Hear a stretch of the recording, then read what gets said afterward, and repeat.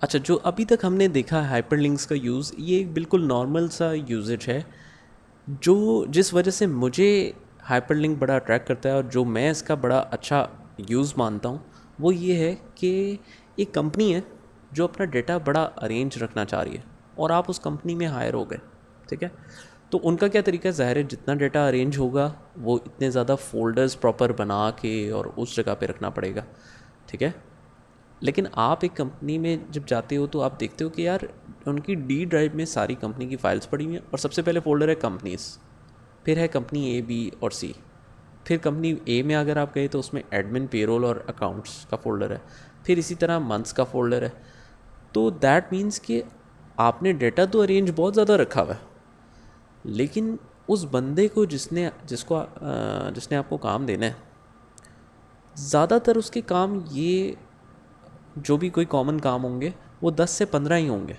मतलब 10 से 15 शीटें उसको मैक्सिमम, 10 से 15 कोई फाइल्स, कोई वर्ड की फ़ाइल्स, कोई लेटर या कोई पीडीएफ की फ़ाइल या कोई एक्सेल की फ़ाइल, मतलब 10 से 15 फ़ाइलों की इसको अक्सर ज़रूरत पड़ती होगी। तो बजाय कि वो एक एक फ़ाइल को खोलने के लिए भी 10-10 फ़ोल्डर्स में जाए कि पहले जनाब कंपनी ए पे क्लिक किया, फिर अकाउंट्स में क्लिक किया, फिर जून पे क्लिक किया, फिर इस फ़लाँ फ़ोल्डर में क्लिक किया, फिर फ़लाँ फ़ोल्डर में क्लिक किया, तब जाके बैंक बुक आई।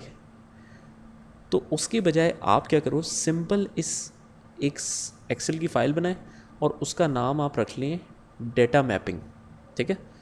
रोज़ाना आके आपने वो डेटा मैपिंग खोलनी है। उसमें हुआ क्या होगा कि आपने सारे नाम ऐसे लिख लेने और ज़रा बोल्ड ऐसे लिख लेने और इसकी फॉर्मेटिंग वगैरह कर लें।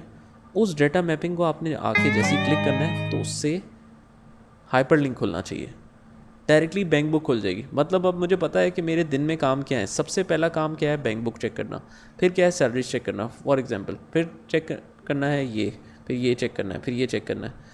तो इस हिसाब से मैं चलता जाऊँगा और उसी सीक्वेंस में आप उसको नंबरिंग भी दे सकते हैं। तो मैं क्या करता हूँ, ये बैंक बुक लिखा हुआ है तो मैं राइट क्लिक करता हूँ और रिमूव हाइपर लिंक करता हूँ। पहले राइट क्लिक करके हाइपर लिंक में दोबारा से जाता हूँ और मैं कहता हूँ कि जब भी मैं ये क्लिक करूँ तो डी में जाओ, एक्सेल में जाओ और न्यू में जाओ, या फिर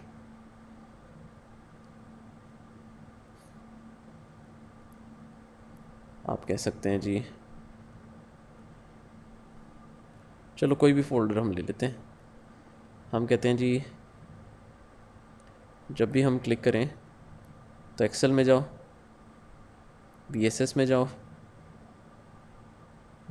इसमें जाओ, इसमें जाओ और किसी भी फोल्डर पे हम क्लिक कर देते हैं, इस पे चले जाओ, ओके कर दिया।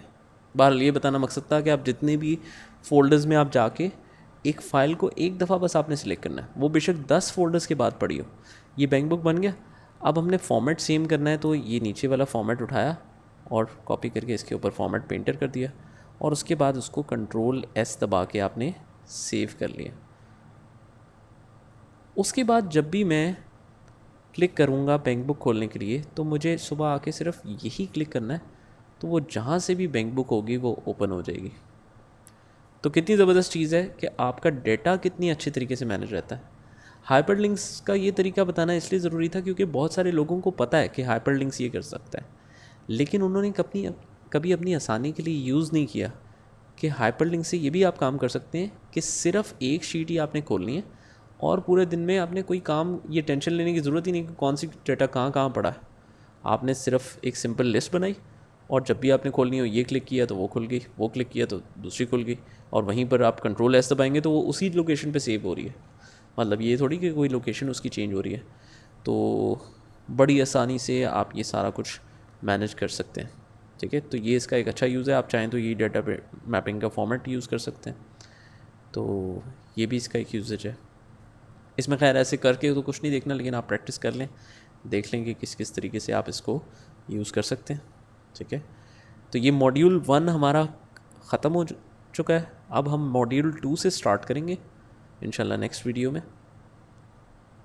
तो यहाँ तक आप एक दफ़ा दोबारा से रिवाइज कर लें, रिव्यू कर लें और फिर हम आगे चलते हैं।